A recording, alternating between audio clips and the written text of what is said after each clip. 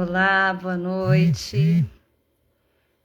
Vou esperar o pessoal entrar. Estou sozinha. Vou pôr minha aguinha.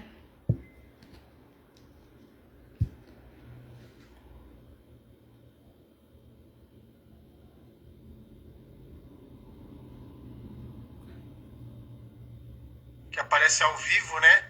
Aí não, você não tá ao vivo ainda lá.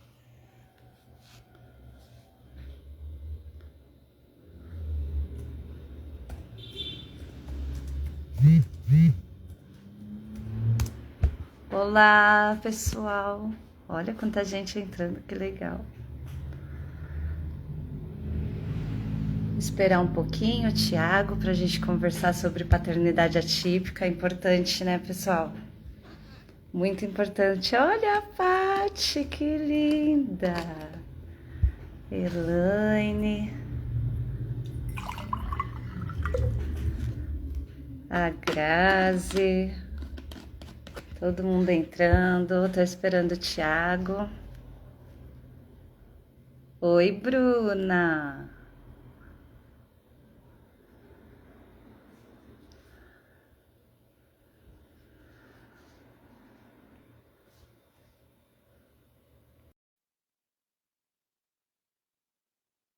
Deixa eu ver se eu fiz certo agora. Mandei a solicitação para o Thiago, agora chegou. Certo. Prontinho, deu certo agora, né? O pessoal tá entrando, já tem algumas pessoas aí, bacana. Vamos guardar um pouquinho, né? Que o pessoal vai entrando, né, Thiago? Sim, sim. Bom estar aqui com vocês. Ai, que bom, hein? Conversa importante, hein? Vamos Sim, debater, vamos debater. Você é um pai atípico, super ativo, né? Super presente. E eu vivo uma realidade de uma maternidade solo. Então, nós vamos ter um papo bem bacana. legal. Vou entrar aqui. Eu separei aqui algumas perguntinhas, mas aí vamos dar uns minutinhos, né? O pessoal entrar, aí você se apresenta direitinho. Acho que já pode começar, né? Se apresentando. A hora que você quiser. Bora lá, vamos lá.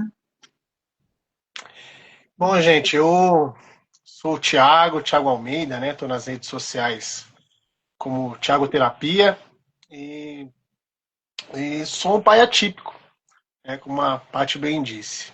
A gente começou esse ativismo, assim, né? Até antes da minha paternidade, né? Eu venho da saúde mental Hum, e então a ideia de estar em coletivo, de falar sobre a importância de cuidado, né, da saúde mental, ela é bem viva, assim, né? E aí meio que isso se materializou depois da paternidade, né, do diagnóstico do meu filho, do Mariano. Sou pai de hum, três, do Gabriel, do Mariano e da Elis. E o Mariano é o meu filho autista, nível de esporte 2, né? É a partir dessa paternidade que vem aquela velha pergunta que eu acho que cabe, né?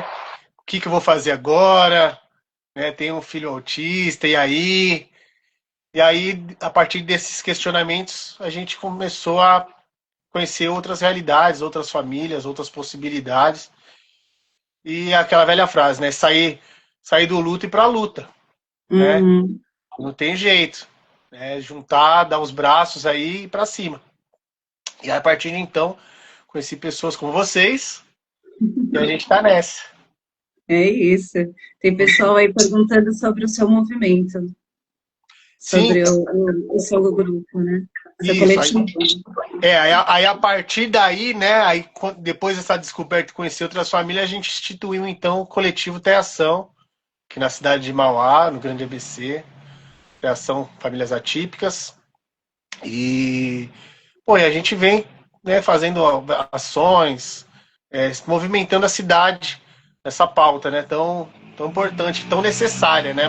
Não é um Uhum. privilégio só de Mauá, tenho certeza que é, várias cidades, né, têm ainda essa dívida histórica com o autismo, com a inclusão, com as pessoas com deficiência. Então, o que os coletivos fazem, o que os movimentos fazem, o que as mães fazem, enfim, além de um ativismo, é uma cobrança de reparação histórica com essas pessoas que foram marginalizadas a vida inteira e hoje a gente não quer que nossos filhos repitam essa história, né? Eu acho que o importante é que, além de ativistas, nós somos atuantes, né? Porque estar só como no ativismo, né? Só, vamos colocar assim, só tirando fotinho e fazendo postagenzinhas, mas nós somos atuantes realmente, né? No dia a dia típico, a gente está o tempo todo indo atrás realmente do que é melhor, de inclusão, né? Sim, Eu eu acho que o acho, mais importante do que ser ativista é ser atuante. acho que assim, quando nasce um pai, uma mãe, né? Principalmente a gente fala mais das mães, infelizmente, né, nessa nossa cultura machista, assim, mas Uhum, vamos falar do exercício do cuidado, né? Para também não cair infelizmente, nessa exclusão. Mas quando a gente fala do cuidado, eu acho que não tem como não se doar, né? Não ser um ativista.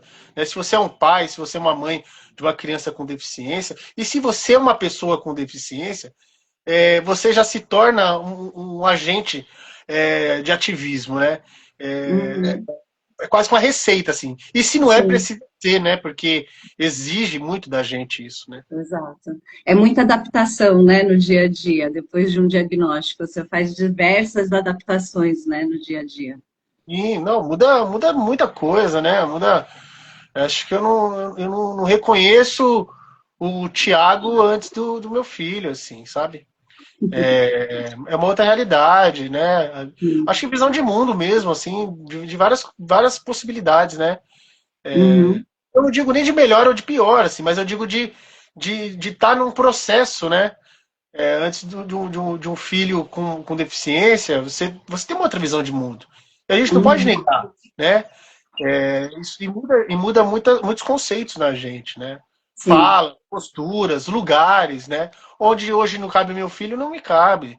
Né? Onde exato. não cabe vários pensamentos meus, hoje eu não estou. E acho que é quase que uma máxima para uma família típica, né? Uhum, exato. E aí, assim, como eu disse, né, eu sou uma mãe atípica e solo, né? Eu sou separada há algum tempo, e desde então eu assumi, desde então não, na verdade, desde que eu desconfiei do diagnóstico, sou eu que estou à frente de tudo, né? Então, sempre passa por aquelas coisas que todas as mães passam, né? De, você é louca, você está exagerando, não é bem assim, né? Talvez não precise de tudo isso, né? A gente escuta muito isso. E no meu caso, eu não tive esse apoio, né? Eu tomei a estrada aí sozinha, bati de frente com todo mundo, fui lá na escola, fui no médico, fui bater em todo mundo, falar, tem alguma coisa com meu filho, alguém tem que me ajudar. E eu sou educadora também, né? Então eu já tinha trabalhado com educação especializada, em escola de educação especializada. Então eu já tinha tido contato, né, com crianças com deficiência, com crianças autistas. Então, quando meu filho veio e foi crescendo, além de ser educador e conhecer, né, bem a curva do desenvolvimento, ainda tinha a questão do, não, aqui ainda tem alguma coisa, e ele nasceu prematuro, então tudo isso ia me levando, né, a desconfiar de algo. E aí, quando eu fui atrás, eu não tive esse apoio. E aí eu queria que você contasse, assim, o que você percebeu da Regiane, que é a sua esposa, que a gente conhece, o que você percebeu, assim, dela? Como foi essa relação, vocês dois juntos mesmo, nessa descoberta do diagnóstico? Olha, foi assim, eu gosto muito hoje, né, de falar, porque foi uma experiência, quando a gente se distancia do que a gente vive, é um outro processo. Então, hoje eu consigo falar de uma forma até com uma resiliência, assim, né? Quando a gente teve o diagnóstico do Mariano, a gente estava vivendo um momento bem perplexo, assim, né? Primeiro, porque a humanidade estava vivendo a pandemia, né? Hum, Então a gente já estava vivendo, né, esse momento bem caótico, né? Eu trabalhando na saúde, então eu vivia a incerteza se eu ia trabalhar e voltar saudável para casa e se eu estava trazendo o vírus para minha família. Então, Uhum. recebi o diagnóstico trabalhando na saúde e detalhe, a gente estava gestante da nossa filha mais nova, que era uma gravidez de risco. Ela estava sendo gerada por uma artéria só no cordão umbilical, geralmente, resumindo, né, são duas artérias, Uhum. que alimenta e que oxigena. Então, a gente estava vivendo tudo isso ao mesmo tempo, né? E aí veio o diagnóstico. Então, assim, foi muita coisa para a gente encarar só o diagnóstico de autismo. E, curiosamente, até a Rê fala isso, a Regiane, quem percebeu e diagnosticou, né, entre aspas, o Mariano, fui eu. Ela estava Uhum. com uma certa dificuldade de ver a, o desenvolvimento dele, né? E como a gente já tinha um filho mais velho, o Gabriel, eu começava a me comparar o Mariano com o Gabriel. Eu falava, nossa, o Gabriel, quando tinha essa idade, fazia tal coisa, etc e tal. E Uhum. aí a gente cai naquele senso comum, né? De, cada um tem seu tempo, um demora mais, outro demora menos, e etc e Sim. tal. E foi isso que aconteceu. A gente ficou um pouco nessa, né? De falar, pô, será que é o tempo dele, que não é, etc. Mas aí ele tinha muita estereotipia para além da fala e do andar, né? Ele, por exemplo, ficava parado na frente do espelho e se balançava muito, e já começavam alguns movimentos que a gente via que era de uma criança que tinha algo que a gente não sabia o que era. Inclusive, a gente nem falava, Uhum. por exemplo, né? E aí foi quando a gente começou as investigações, né? A gente foi através do posto, né, que ele ia, de referência, a UBS que a gente ia, passou com acho que a médica agora, mas se não me engano, uma médica cubana, e aí teve todo o cuidado com ele. Aí passamos com o ATO e passou com a equipe multi, assim, né? Nesses primeiros momentos, assim, foi quando deu meio que uma luz pra gente e começou a falar assim, ó, talvez seu filho de fato tenha autismo e é melhor Uhum. investigar, e etc. E tal. Aí a partir daí foi quando a gente começou a buscar o diagnóstico dele e aí teve a confirmação que de fato ele era autista.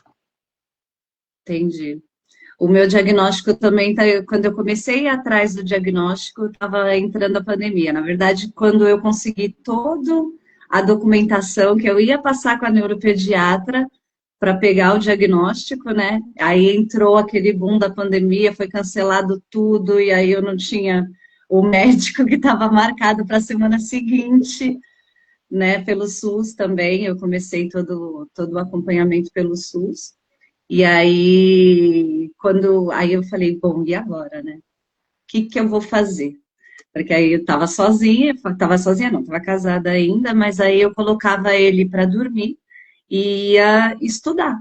Falei, não posso deixar. Como é que eu vou deixar meu filho sem fazer contato visual, sem falar nada? Eu tinha colocado ele na escola, ele regrediu. Eu falei, preciso correr atrás disso daí, não posso deixar meu filho.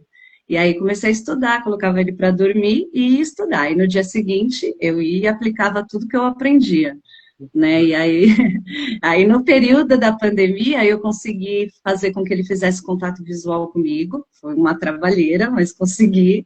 Fui pelo espelho a princípio, aí ele começou a me imitar pelo espelho. Aí depois é que ele começou a realmente me olhar, e aí a gente começou a cantar, e aí ele repetia os gestinhos, porque ele é muito musical, né? Ai, Então ele é extremamente musical. Teve uma época na minha casa que tudo eu cantava, tudo. Se eu falasse, Felipe, vamos almoçar, aí ele era como se eu não tivesse falado com ninguém. Aí se eu falasse, Felipe, é hora de almoçar, é hora de alegria, aí ele vinha. legal.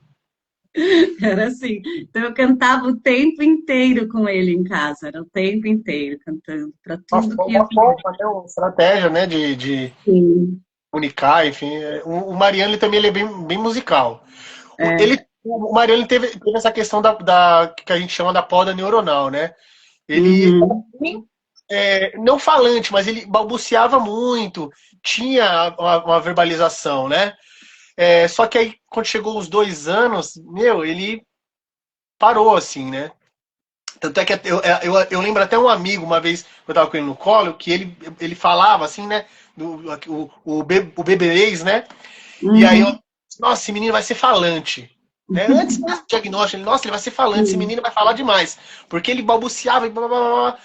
Só que aí veio os 2 anos e ele parou completamente, assim, completamente. Tanto Uhum. é que, assim, ele completou 7 anos agora, e agora, sim, a gente consegue conversar com ele, ter as primeiras frases, assim, né? Ele Sim, ficou muito tempo sem falar, e quando falava, as frases eram muito soltas, palavras muito soltas, muita ecolalia, uhum. né? Muita ecolalia. O meu filho, ele começou a falar com ecolalia, né? Ele falava algumas palavrinhas, mas tanto que a primeira palavra que ele falou foi iFood. Ele tinha, ele tinha muito hiperfoco em logos, né? Que E legal. aí, a primeira palavra que ele falou foi no carro, passou um motoboy, né, do iFood, aí ele no carrinho, na cadeirinha, ele falou, food? Ainda na entonação, né? Certinho, uma ecolalia total, né? E foi a primeira palavrinha dele. Aí Mas, depois ele falava bom dia, né? Mas ele repetia muitos logos, né? Logo de carro, fábrica de carro, ele sabia todos, todos, é todos os interessante logos. como tem uns hiperfocos, né, na infância, Uhum. e muito ligado também a esse estímulo visual, né, seja desenho, Sim, sim. propaganda, né, Meu tem filho é muito né, visual. atrai demais. Mariano também Uhum. tinha muito foco com marca de carro. Hoje ele está com muito foco em calendário, que também é algo visual que ele fica vendo. Então ele vira atração na família. O pessoal pergunta para ele a data do aniversário, ele sabe de todo mundo. Inclusive ele está decorando o dia que vai cair. Barato, assim. Mas tudo ligado ao visual, né? É Sim. bem interessante. É bem legal. Ele aprendeu a ler com 3 aninhos, né? E aí ele acompanhava, só que ele lia igual eu fazia com ele para ler os livrinhos. Ele ia com o dedinho, assim, acompanhando. Porque eu lia com ele e eu ia mostrando as letrinhas, né? Eu ia lendo e mostrando toda a sequência. Olha, teve um comentário legal aqui da Flávia falando que quem percebeu, né? Quem percebeu as diferenças no desenvolvimento foi o papai, não foi ela. Olha, interessante. Olha que Às legal. vezes a gente acaba até dividindo. Não, não que não vê, foi o que eu converso hoje com a Rê, assim, né? Não que ela não tinha visto, mas assim, é tanta coisa para ver também, né? A gente Uhum. tá no emaranhado de informações, né? No nosso caso aqui, são 3 filhos, né? Como eu disse na época, né? Uma pandemia acontecendo, tanta coisa assim, era a questão de emprego no caso dela, e enfim, e aí um ou outro tinha que ver, né? Um outro Sim, sim, sim, tem que ver. Deixa eu te perguntar uma coisa. Hoje em dia a gente fala muito da parceria, né? Porque antigamente a responsabilidade da criança era exclusivamente da mãe, né? E de uns tempos para cá é que a gente vem trabalhando e falando sobre essa presença paterna, né? No dia a dia ativo ali, né? Na conquista do dia a dia. E eu queria saber assim, o que você acha? Né, que os homens de hoje estão mais presentes na criação do que antigamente. E eu quero saber sua opinião sobre isso. Eu acho que ainda a gente está eu não digo nem de desconstrução, mas uma construção de uma nova cultura. Haja visto nas escolas, né? Uhum, Vou tirar, por exemplo, dos meus filhos, vai. O meu filho mais velho, eu via menos pais, né? E olha que ele é nem tão mais velho assim, tem 10 anos. Então, quando eu ia na reunião dele, eu via menos pais. Hoje eu vou na reunião da minha filha mais nova, que tem 5 anos, a metade, e eu já vejo já alguns pais. Então, num uhum, ato aí de poucos anos, a gente já está vendo uma maior participação. Mas a esmagadora é, maior é do cuidado das mulheres. A gente tem uma cultura infelizmente, de atrelar o cuidado da mulher, né? Por exemplo, a gente uhum, pega no contexto de guerra. Quem vai para a sim, guerra é o homem, quem fica no cuidado são as mulheres. No contexto de sim, saúde, que é o cuidado. A maioria dos trabalhadores da saúde são as mulheres. Tem menos homens. uhum, Então a gente tem essa ideia de cuidar é a mulher, é né? a mulher. E que a gente precisa desmistificar.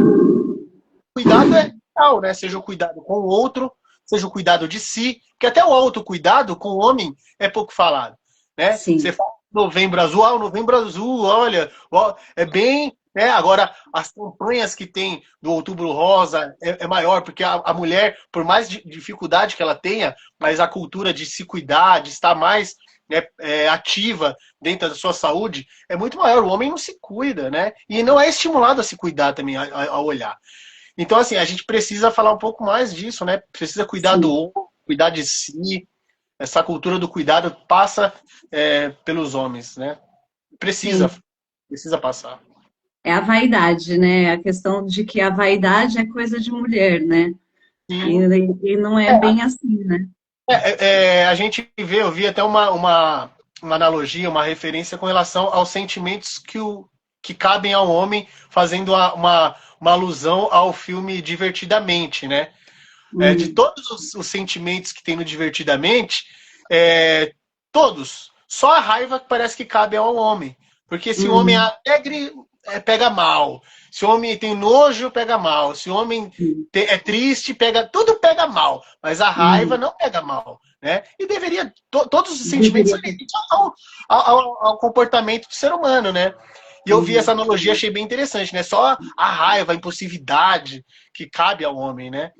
E é um pouco hum. disso que a gente precisa falar de uma É. forma apropriada. Eu vi um estudo outro dia que estava falando sobre que colocaram algumas crianças em casas separadas e colocaram elas sozinhas, né? Numa casa só meninos e na outra só meninas.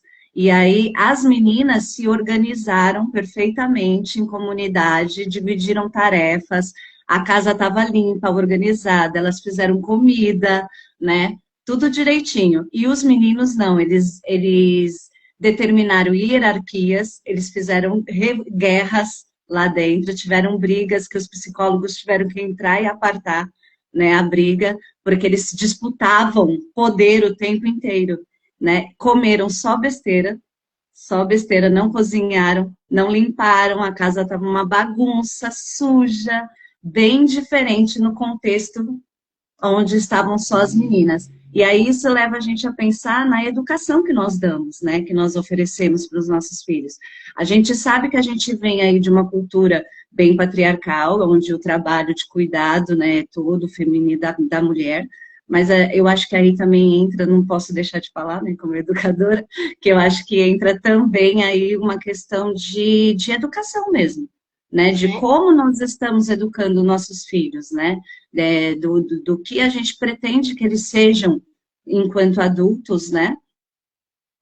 Se eles querem ser funcionais ou não. Porque é essa questão, né? Quando você deixa de ensinar cuidados para um menino, você não torna ele funcional.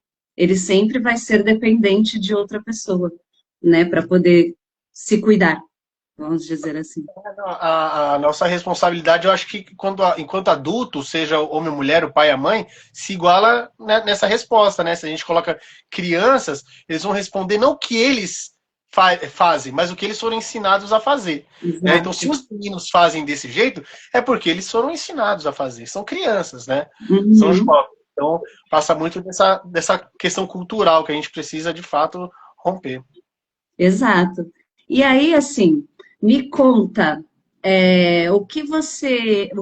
quais foram os maiores desafios e aprendizados que vocês tiveram desde então aí, desde esse diagnóstico? Olha, foram vários, né? Um dos desafios, assim, que eu acho que, de muitos que teve, assim, né? Muitos, muitos. Mas o que eu sempre lembro, assim, que sempre bate, é o período que a gente não tinha uma comunicação, né? Digamos assim, para além do falar, né? Do entender, assim, né? Que a gente tinha uma dificuldade ainda de se comunicar com o Mariano, e ele ficava doente. Então era um grande desafio para a gente. Então, por exemplo, Hum, uma simples, entre aspas, uma simples dor de barriga poderia ser algo, mas muito pior para a gente, porque a gente não sabia se estava doendo a barriga. E aí a gente sabe como que é na questão da neurodiversidade, né? Desregula uhum, totalmente. Então a gente não sabe se é uma dor de cabeça, se é uma dor de barriga, se é uma questão ligada à neurodiversidade, ele desregula total. Então para a gente sempre era um grande desafio. Então uma simples dor poderia ser, né, muita coisa pra gente. Então a gente sempre corria com o médico para ele, sabe? Diferente dos demais, que, por exemplo, tava meio, né, prostrado, meio quietinho, etc. A gente falava, oh, tem alguma coisa, né? Pode ser um dente, né? Tá nascendo um dente, ou tá caindo dente, etc e tal. O Mariano era assim, um grande questionamento, né? Então, isso era um grande desafio.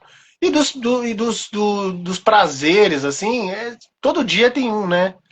Com os nossos filhos, todo dia tem um. E uma das É, coisas curiosas que o Mariano passou pra gente, assim, foi quando a gente descobriu que ele sabia ler, mesmo ele não falando. legal. Foi uma coisa muito louca, assim. A gente descobriu que ele sabia ler porque ele identificou e reconheceu. A gente, nossa, como que ele sabe ler, né? Se ele não falou. E a gente conseguiu identificar isso. Pra gente foi algo bem interessante, bem curioso, né? O fato dele aprender a ler sem falar. Como vocês descobriram isso? Quando ele conseguiu identificar pela palavra Pela algo. palavra? Aí a gente falou, caramba, ele sabe Desculpa. ler. Ele sabe. E assim, lógico que na escola, né, ele já tinha ali o estímulo, né, de aprendizagem, mas ele não escrevia, por exemplo, ele não falava a palavra, mas ele leu a palavra e aí ele identificou, por exemplo, eu lembro a ocasião que foi, mas ele identificou a bola por estar escrito bola. E aí eu Uhum. achei, caramba, cara, então ele já sabe ler, né? É emocionante, né? É algo É. bem curioso. O meu filho sempre gostou das letrinhas, né? Desde pequititico. Desde um aninho e pouco, ele estava sempre ali no meio das letrinhas. E aí eu percebi assim, porque ele identificava todas as letras, né? E aí ele começou a querer escrever. Então, do jeitinho dele mesmo, sem falar, porque era a mesma situação, era só o que era de interesse dele. Ele não tinha uma comunicação, ele não me pedia as coisas, né? Ele nem falava mamãe, né? Então ele não falava, mamãe, quero tal coisa, mamãe, não sei o quê. Não era assim, era tipo, eu quero porta, a porta, sabe? Aí eu falava, você quer escrever porta? Aí ele, porta! Aí eu ia e soletrava para ele. Aí ele escrevia. Aí eu falei, ele tá muito fácil, né? Vou ensinar o som das letras. Aí fui e ensinei o som das letras. Quando eu vi, ele já estava lendo. Foi algo que eu também nem percebi, porque eu ensinei o sonzinho das letras. E aí, como ele já reconhecia as letras, quando eu vi, ele já estava lendo. É lógico que não tinha uma interpretação do que ele estava lendo, né? Mas tinha a leitura mecânica ali, né? Ele ia direitinho nas letras. E o hiperfoco dele é números. Então, é muito curioso e muito mágico, assim, né? Como eles demonstram pra gente essa capacidade, essa potência, né? A Temple Grand fala muito disso, né? Que a gente deve apostar, né, na potência, né, da neurodiversidade, né? Uhum. E é isso. Eu lembro também de outra ocasião bem legal que eu estava ensinando o filho mais velho a tocar violão e o Mariano sempre ficava perto ali, né? Porque a gente gosta muito de música aqui em casa, né? E aí uma vez eu deixei o violão dando sopa assim, o Mariano pegou e fez uns acordes no violão. Olha. Mas eu tava ensinando o Gabriel.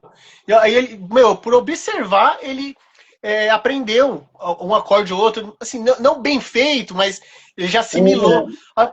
Ô, Mariano, você já sabe, cara, o que tá fazendo e tal. E aí eu comecei a ensinar ele também. Mas assim, e ele ali, por assimilação, sabe? Então foi uma Bonitinho. das coisas que eu fiquei muito impressionado, assim, muito maravilhado, assim. Eles fazem umas coisas que deixam a gente muito maravilhada, né? O meu filho também, o Felipe aqui em casa, ele tira a música, então ele escuta a música, se ele cismar com a música, ele vai ali no teclado e ele vai testando as notas até ele conseguir tirar. É E muito ele bom, isso é muito bom. reconhece também as notas de ouvir. Você Olha, dá uma nota para ele começou a fazer aula no Guri, aí ele tipo virou a brincadeira lá com os adolescentes. Porque eles estavam ensaiando uma orquestra, né? E aí estava cada um com um instrumento diferente. E aí eles perceberam que o Felipe identificava as notas. Aí eles iam lá no violino, aí dava uma nota, aí ele falava, é mi. Aí o outro ia lá no piano, dava uma nota, aí falava, qual é, Felipe? Ele falava, sei lá. E aí ele ficou ali na brincadeira. Foi muito legal também. E foi muito interessante quando eu vi que ele tirava a música, porque eu achei que tinha sido o musicoterapeuta que tinha ensinado ele, né? Aí eu falei, Ah, olha, ele tá tocando o Baby Shark em casa. Aí ele falou, tá tocando Baby Shark? Eu falei, tá. Ele não tocou com você? Ele falou, não, nunca toquei o Baby Shark com ele. olha só. Aí eu falei, então ele tirou sozinho mesmo. Menina é danado. É, vou te fazer outra pergunta, então. Deixa eu ver aqui. O que mais te desafia na paternidade? Na paternidade no geral e depois na paternidade atípica. Eu acho que, poxa, o que mais me desafia na paternidade são as descobertas, assim, sabe? Porque você tem que se reinventar, né? A gente sai da condição de filho para ser pai, né? Uhum, Sempre brinco, não é só um filho que nasce quando nasce um filho, né? Nasce um sim, pai, nasce uma mãe. Então, a gente vai se reinventando, né? Eu tenho um grande desafio todos os dias, saber se eu sou suficiente, né? Se eu sou bom. Eu fiz até um você vídeo no se Dia dos cobra. Pais. Eu fiz até um vídeo no Dia dos Pais, até lancei aí no meu perfil, né? O que é ser um pai bom. E perguntei, Uhum, né? E eles deram respostas bem, bem deles, assim. A Elis falou assim: eu gosto quando você me surpreende, quando você brinca comigo. O Mariano já, sai daqui! Tipo, quando deixa ele no dele. O Gabriel mais velho já falou: eu gosto porque você gosta das coisas que eu gosto, de música, de Star Wars, etc e tal. Então eu tenho essa, né? Até onde eu sou referência, assim, positiva, até onde eu posso ir, enquanto pai, sem interferir no universo deles. Eu tenho esse grande desafio para mim, assim, né? Não uhum. de ser um exemplo, que eu acho que não existe pai exemplo, mas de ser um pai, né? De estar ali quando eles precisarem, ser um porto seguro, né? Ser alguém que eles possam confiar, possam contar. Esse é o maior desafio, ser essa pessoa de presença, assim, para eles. Entendi. Olha, eu como na maternidade solo, né?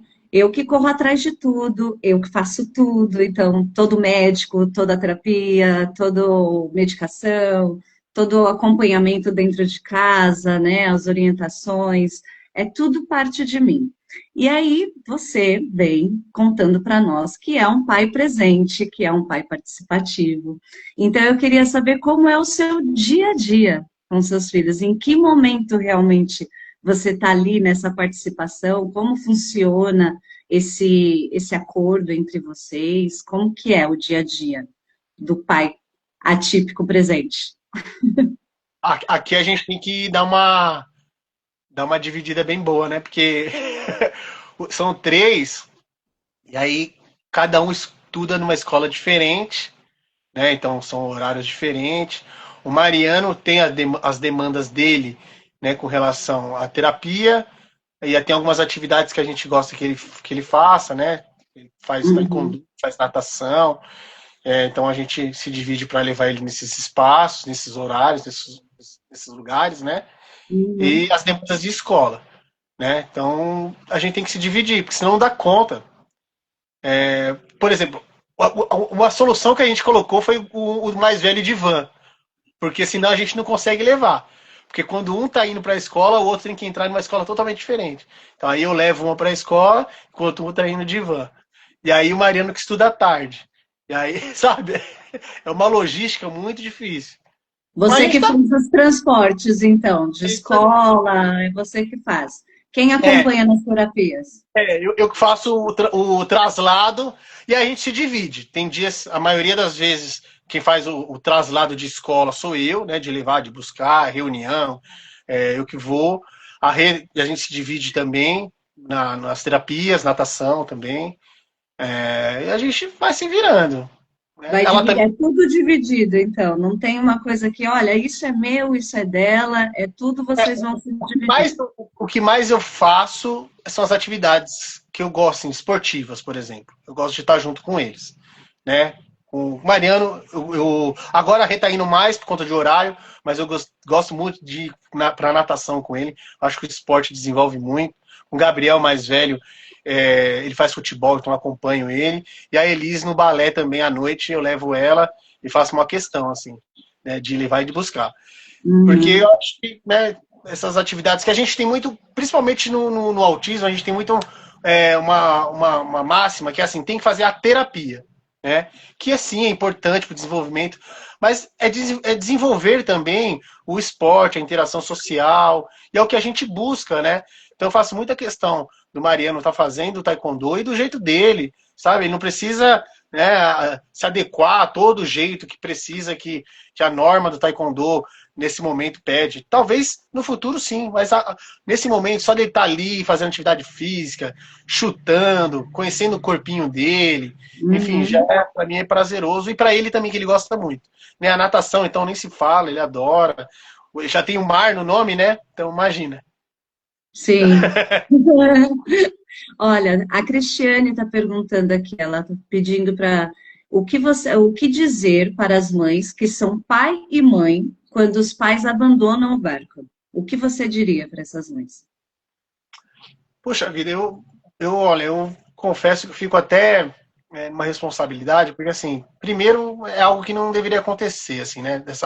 Ficar com todo esse encargo. E eu não digo nem só pelo abandono, porque infelizmente isso acontece.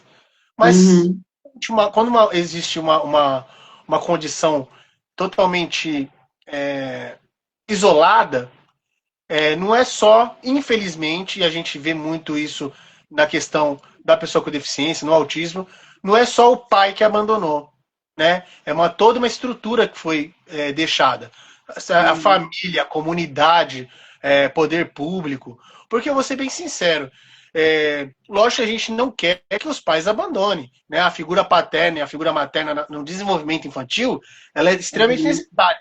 Mas vamos entender que num cenário o pai abandonou, né? Ou teve uma separação. Se existe política pública, se existe uma rede de apoio, se existe um cuidado efetivo, se existe toda uma engrenagem para essa criança desenvolver em comunidade, ela vai sentir, lógico, a falta do pai, com certeza. Mas essa mãe não vai sentir tão sobrecarregada, né? sim, Agora, a mãe se sente sobrecarregada não é só pela ausência do pai, também. A ausência do pai é uma teoria que afeta mais a criança do que a mãe. O que afeta a mãe é a ausência da comunidade, do Estado, de política pública, de cuidado, porque ela não tem a base. Então, por isso que por que tantas mães se juntam em coletivos? Porque isso fortalece, porque isso ajuda a manter, né, esse cuidado. E por isso que a gente fala tanto de política pública. Eu sou extremamente defensor de pensão especial. Eu já falei isso nas redes sociais, eu queria um dia que isso acontecesse. Que exista a pensão, né? E que tivesse uma sanção para os pais que abandonam. uhum, Mínimo, assim. Aí uma vez uma pessoa me questionou, Thiago, mas isso já acontece, se a mãe consegue comprovar que tem os gastos, assim, assim, assado, a pensão aumenta. Não, mas não é a mãe precisar se humilhar para dizer que precisa do cuidado maior com relação à parte econômica. Não, já está estabelecido por lei que você é pai de uma criança com deficiência, a sua pensão é aqui, ó, TUF. Se a mãe consegue comprovar que tem gasto ainda maior, então você vai aumentar ainda mais. Ah, mas uhum, doutor, eu não consigo viver só com isso. Ah, então você cuida do seu filho com deficiência. Como a gente já viu em uhum, vários outros casos aí, né? sim, É assim. Eu acho que se a gente sim. tem mais política pública, resumindo, né? Se a gente tem mais política pública, se tem uma comunidade, a sociedade mais acolhedora, mais que possa dar esse suporte para essa família com uma criança com deficiência, eu acho que tudo isso a gente estaria em outro lugar aqui falando, né? Sim. Olha, eu super concordo. Eu acho que é muito necessário toda a questão da política pública. Só vou discordar de uma coisa: faz falta sim, para a mãe também. Porque tomar todas as decisões dentro dessa realidade atípica é muito pesado. E aí você, às vezes, você vai, que nem, por exemplo, quando eu tive que dar Ritalina para o meu filho. Eu parei na porta da farmácia e fiquei chorando sozinha, porque eu falava, meu Deus, eu vou dar um tarja preta pro meu filho, sabe? E eu sofri muito com aquilo, e eu estava muito sozinha. E eu falava, mas eu dou essa medicação, mas ela pode trazer outra coisa, ela pode prejudicar sim, ela vai ser boa nesse sentido, mas eu já ouvi falar disso, já... E você está ali sozinha para tomar essa decisão. Então, lógico que falta muito, né, a questão de políticas públicas, e sim, daria um alívio, nessa falta, né? Mas quando a gente fala de maternidade e paternidade, é uma responsabilidade por uma vida, né? E aí, Sim, quando você tem que tomar decisões sozinhas, isso pesa muito.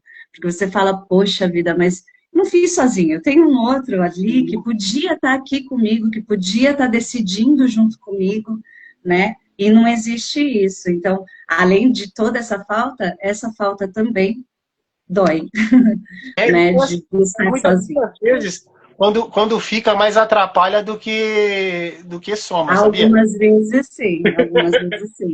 Quando Mas eu falo, ainda assim o peso ainda vai estar lá. Mesmo que ele atrapalhe, ele vai embora, você ainda tem o peso do sozinha. Né? É o que a gente estava conversando lá no começo, de mudar o pensamento das nossas crianças mesmo, de educar de outra forma, né? Que esses homens cresçam com esse cuidado, né? Com essa predisposição ao cuidado também. Porque mesmo que o relacionamento não dê certo, é seu filho, né? sim, Você está ali para cuidar dele, é sua responsabilidade também, né? sim, Então, também deveria estar ali para decisões, né? sim. Eu acho que a gente está falando a mesma coisa de forma diferente. Quando eu falo É, assim, de estar junto, não é matrimônio. Que sim, um pai, quando está separado, ele pode tomar essa decisão com a mãe. exato, Pai, exato. mãe, no telefone. Ou uma avó, uma tia, uma amiga. Enfim, quando a mãe Uhum, assim, só, muitos casos que a gente vê da mãe que, por exemplo, até tira a própria vida porque não sim, sabe o que fazer. Né? Então não é nem a questão de estar dividindo o teto com alguém. É o fato de não, estar dividindo o peso de uma vida com alguém. uhum, Isso é avassalador. Isso eu acho que sim. não deveria acontecer nem na questão típica, nem atípica. Enfim, o fato de você ter uma responsabilidade só, isso gera um dano tanto para quem é cuidado quanto para quem cuida. Agora, falando sobre isso, vamos falar sobre cuidados, né? Porque quando a gente recebe um diagnóstico, a gente precisa de alguns cuidados, né? Também. E como é que você vê isso, essa questão do cuidado com a família típica? É, é um pouco discutido, né? Quando a gente fala de cuidado, a gente sempre atrela muito, e sim, na necessidade de cuidar da pessoa na necessidade, né? Seja a pessoa com deficiência, etc. Mas pouco se fala no cuidado daquela pessoa que cuida. E, Uhum, infelizmente, o que atinge quem cuida são inúmeros fatores. Nossa, a gente podia ficar aqui listando vários, né? Desde saúde mental, o staff, né? O burnout, que todo mundo associa só à empresa, a trabalho, mas tem um uhum, burnout da mãe, de quem cuida, né? Questões financeiras, né? Que a conta não fecha. São inúmeras formas de cuidar, né? E a gente vê pouco isso, né? Infelizmente. A gente vê uma crescente. Isso é bom, né? Se discute mais, mas vê pouco também. E no caso das mães atípicas, eu até falo, a gente vê muito, eu até já falei isso também várias vezes, né? O cuidar de quem cuida. E a gente sempre fala, vamos uhum, cuidar de quem cuida, e aí eu sempre coloco, mas cuidar de quem cuida para continuar cuidando? Não, a gente tem que cuidar de quem cuida para lembrar que existe uma mulher ali também, não para ela continuar sendo mãe. Né? uhum, Vamos cuidar de quem cuida, mas cuidar dela para ela viver, para ela ter outros prazeres, outros desejos, outras possibilidades. uhum, Eu brinquei e disse assim, que se a gente, no caso a mãe, e falando bem francamente mesmo, chegasse e falasse assim, ô vizinha, você fica com meu filho para eu colocar a roupa no varal? Aí a vizinha, eu fico. Aí você coloca a roupa no varal. Ô vizinha, eu preciso fazer uma janta, uma comidinha, você pode ficar com meu filho? Eu fico. Ô vizinha, eu preciso fazer um cabelo, você pode ficar com meu filho? Eu fico, vai demorar?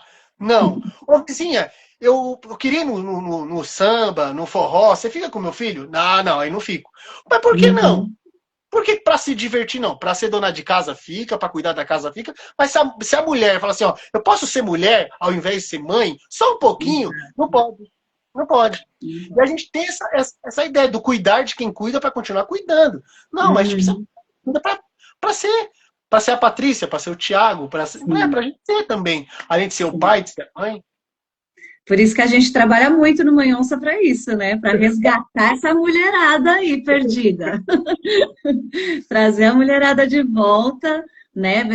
Entender que assim, ela tem direito a sonhos, ela tem direito a conquistas, né? Independente da maternidade, ela tem esse direito, né? Ela precisa se movimentar em busca do que é bom para você também, né? Eu penso também que é uma referência para os nossos filhos, né? Quando a gente se entrega, a gente mostra também a gente também está ensinando alguma coisa para os nossos filhos, né? E quando a gente levanta a manga e fala, vamos, a gente também está ensinando para os nossos filhos. Então, vai também do que a gente quer, né? Deixar de ensinamento, né, para eles. A gente sabe que a educação é feita através de exemplo, através de imitação, né? Sim, eu Então, acho que não tem exemplo e efetividade melhor do que movimentos, assim, igual Mãe Onça. Não tem nada mais efetivo do que mães juntas fazendo, sabe? Mulheres juntas falando, né? Esse fazer coletivo mesmo que a gente gosta tanto, né? Acho que não tem um melhor exemplo para a gente colocar aí e falar, ó, poder público é assim que faz, ó, olha para cá. Porque não é o que a gente precisa, né? É essa receita, né? A receita está no nosso dia a dia, nas nossas trocas, né? Não tem outra possibilidade de não ser o nada sobre nós sem nós. exato. Ainda bem que a gente tem a gente, né? É bem isso mesmo, né? A comunidade ajuda muito, né? Porque é uma sobrecarga gigante, é uma dor que muitas vezes você não sabe que nem. Eu tinha conhecimento dentro da área, mas e quando você não tem conhecimento nenhum? E aquele diagnóstico bate na sua porta, né? E você fala, meu Deus, o que é isso? Né? Ou então quando o diagnóstico vem um pouquinho mais tardio, né? Numa criança de aí 10 anos, 11 anos, também é um susto, né? Porque durante 10 anos você teve um filho sem diagnóstico e de repente, do nada, aparece um diagnóstico. Então, também eu queria saber, assim, como é que vocês, aí dentro da maternidade de vocês, como é que vocês se dividem no cuidado um do outro? Como é que vocês trabalham para esse cuidado um do outro? Porque estão os dois no cuidado, e a gente está falando de cuidar de quem cuida. Ó, a gente já foi mais, eu acho que todo mundo passa por isso, né? A gente foi muito mais focados no exercício da paternidade e da maternidade, né? A gente poucas vezes pensava na gente mesmo, assim, né? No sentido de, pô, vamos fazer alguma coisa agora, vamos passear, ou o que você quer fazer, sabe? De troca mesmo. O que você quer fazer você, o que eu quero fazer eu, né? De um tempo para cá a gente começou a olhar mais para isso com mais cuidado. Porque, de fato, eu acho que todo pai, toda mãe cai nesse funil, né? De ser pai e de ser mãe. Ora, se a sociedade nos impõe isso, muito mais fácil da gente cair, né? Então, mas aí a gente dá uma olhada e fala, pô, mas a gente precisa disso também, né? De fazer o que a gente faz, de gostar do que a gente gosta. Então, de um tempo para cá, a gente começou também a olhar para a gente enquanto casal, de olhar para a gente, né, enquanto Tiago, enquanto Regiane, e proporcionar isso, né? Essa individualidade, né? De estar em espaços também individuais, estar em espaços juntos, e numa soma, né? Eu acho que é extremamente importante. Foi bem o que você disse, né? A gente também. Os nossos conselhos também são exemplos, né? Se muitas vezes a gente faz uma coisa e não age muito daquela forma que a gente prega, também vira algo ao vento. Então a gente minimamente tenta também se cuidar mais, enfim. Eu falo até por mim, eu faço a minha confissão aqui.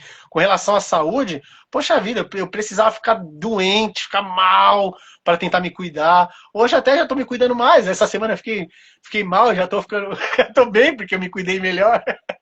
Já foi Então, assim, obrigada a fazer exames, né? Porque ficou doente.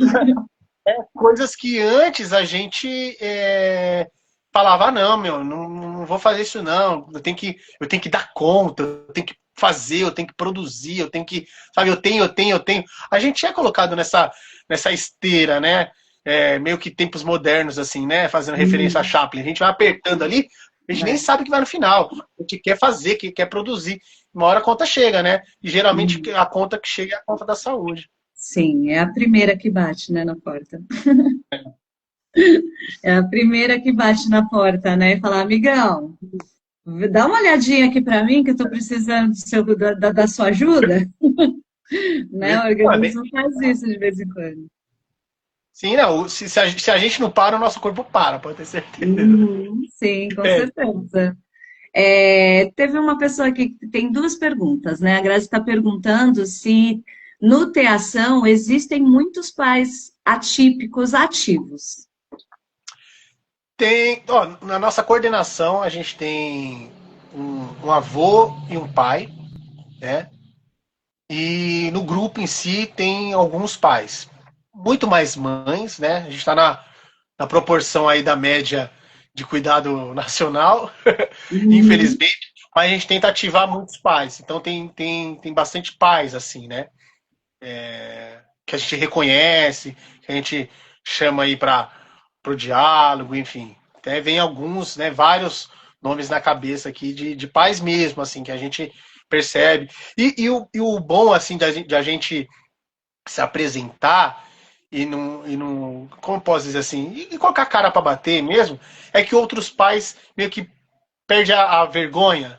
Não sei se é nem essa palavra, porque não sei se a pessoa tem vergonha do filho, ou talvez até tenha, não sei. Mas já que esse cara tá falando, eu vou falar também, já que, entende? É bem legal isso. Assim. Uma vez eu até ouvi, eu achei muito curioso, engraçado, assim, já faz um tempo já, falando assim, esse pai aí, ele quer se aparecer. Esse pai quer se aparecer. Aí eu falei assim, puxa, a pessoa achou que tava me criticando. Aí eu falei assim, puxa, é isso mesmo, eu quero aparecer. E eu quero que outros pais apareçam também. Porque o que a gente vê é pai sumindo, pô. Eu quero que outros pais apareçam. Então, assim, a pessoa fez um comentário depreciativo, né? E ao mesmo tempo, na verdade, era isso mesmo, assim. A paternidade precisa aparecer, ué. Então, outros pais surgiram e eu fico muito feliz, assim. E pais parceiros. Bacana, bem legal saber disso. Porque a gente convive no mundo de mãe, o que a gente vê é mais abandono do que presença, né? Quando a gente está no meio das mães, né? No mundo da bolha das mães, aí você vê que existe muito mais pai ausente, né? E quando eu falo ausente, eu falo daqueles que foram embora e daqueles que ainda estão ali, mas são ausentes. E Né? tem uma questão que, de fato, assim, como a gente, e não é nem uma crítica, não é nem é uma reflexão, como a gente é condicionado a cuidar, por exemplo, a mulher é condicionada a cuidar. A gente coloca isso na sociedade. Então é meio que cultural. Até para um homem e falar assim, olha, eu também quero cuidar, além de ser um desafio cultural para uma estrutura machista, até para a mulher falar assim, peraí, eu que sempre cuidei. Por que os homens estão querendo falar de cuidado agora? Até para a gente, né, de uma forma geral, entender isso como proposta de progresso é algo dificultoso. Porque não é comum, não é natural. Não é eu discutir com o pai questão de diagnóstico, de cuidado. Pô, peraí. Você vai fazer tal coisa, eu que sei disso, né? Tá muito aqui em casa. Agora nem tanto. Mas, por exemplo, de estar com sintoma, a gente discutir. Pô, tá com febre, tá não sei o que, tá isso. Não, mas sabe, como se a última palavra do cuidado tem que ser da mãe. Mas não, mas pera. Pô.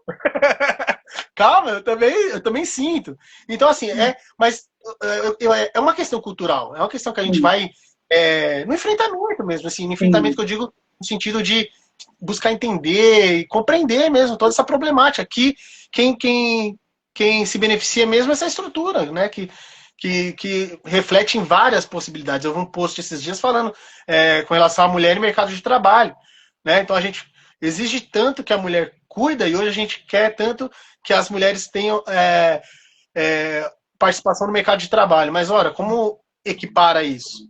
Né? Se a gente existe tanto. E ao mesmo tempo a gente fala que o homem não tem um papel de cuidado. Não, peraí, gente. Uma hora essa conta tem que Não tá fechar. batendo. Tá batendo. É isso mesmo. Não bate, né? Além do cuidar, ainda tem que produzir, fica muita coisa, né? Para uma pessoa só. Sim. Olha, teve a Hermínia, ela perguntou assim, o que marcou assim, o que realmente te marcou quando você recebeu o diagnóstico do Mariano, assim, o que mudou, né? O que marcou de verdade? Olha, eu vou ser, assim, fazer uma reflexão filosófica, assim. Eu achei que eu não ia dar conta. De verdade.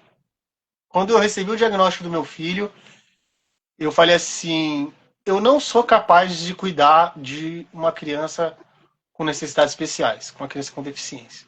Eu não sou. Uhum, A primeira coisa que eu pensei assim, foi, o que eu vou fazer? Eu não consigo. De verdade. E aí, até brinco, né? Um dos temas assim de palestra, de roda de conversa que eu falo, que todo pai abandona. Todo pai abandona. Só que uns abandonam o filho, outros abandonam a si. Eu preferi me abandonar. Eu preferi abandonar aquele outro Thiago, assim, sabe? Eu me abandonei, deixei ele lá atrás e falei: esse Thiago não vai dar conta de cuidar de uma criança com necessidades especiais, uma criança autista. Ele não vai dar conta. Aí eu tive que me reinventar quanto pai. E foi um insight que eu tive, porque quando eu recebi o diagnóstico do Mariano, eu falei: eu não dou conta. E de fato eu não daria. Aquele Thiago lá não daria conta. uhum. A gente mergulha, né? Quando, Sim, quando, quando recebe o diagnóstico, a gente mergulha nele e fala, agora eu preciso entender o que fazer, né? E aí entra a questão da adaptação, que eu falei lá no começo, né? Que quando a gente recebe um diagnóstico, a gente faz adaptações, né, na nossa vida. Não tem como mais como ser como antes.